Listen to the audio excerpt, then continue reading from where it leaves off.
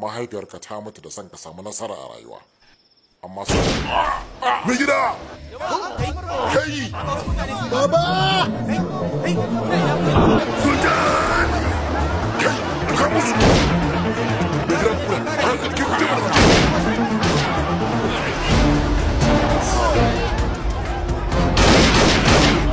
Kurge shi ku kare shi!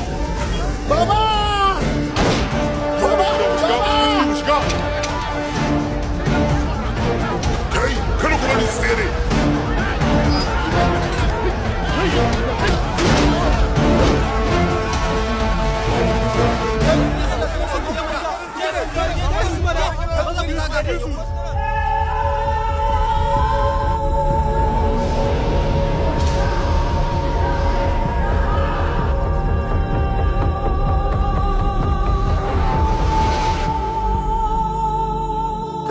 Wani shashincin mana me haka? Tur, dama ina wajen.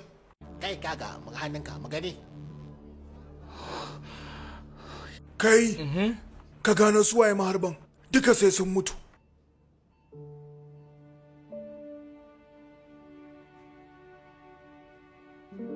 Mama, don Allah kake kuka. Babu abin da zai sami yaya.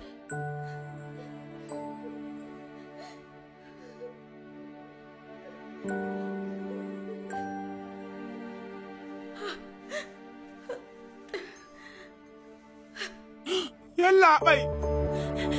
Mama, dan Allah ki rabu da ni. Mama, dan Allah ki hakuri. hakuri. Ina fatan kana nan kalau kuma baka samu rauni ba. Na je na ga likita. Ya ce kafin ya farfado zai dauki akalla kwana 4. Ina mahaifinka? Kira shi ka ce masa ya zo. Ka ce masa ya zo ya sanya ɗana zub da jini. Ya zo ya sa shi zuwa ya tada zaune tsaye ko a wani hali ya samu kansa. Dole zai tashi. Malama Sharada.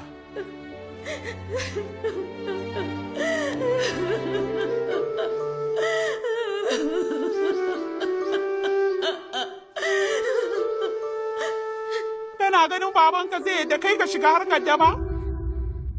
Zai taɓa ce maka kai ka ɗauki adda ne ka saru wani?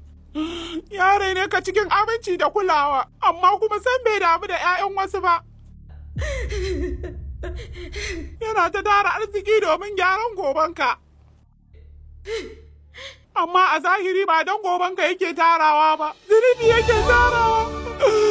Amma mu ba ma son sashen wannan zunubi, don Allah ka ce jinana daga mutuwa. Mu zani nan sa daga nan mu nema hanyar da za mu rike kawo nan.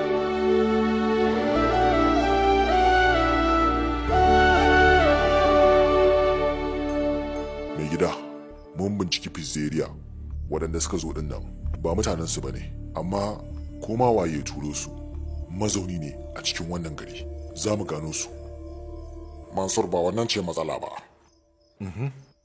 Wannan abin da ya faru sam da bai faru a gaban sultan ba. Shi sak irin mahaifiyarsa ce Mahalakshmi, sak ita haka yake.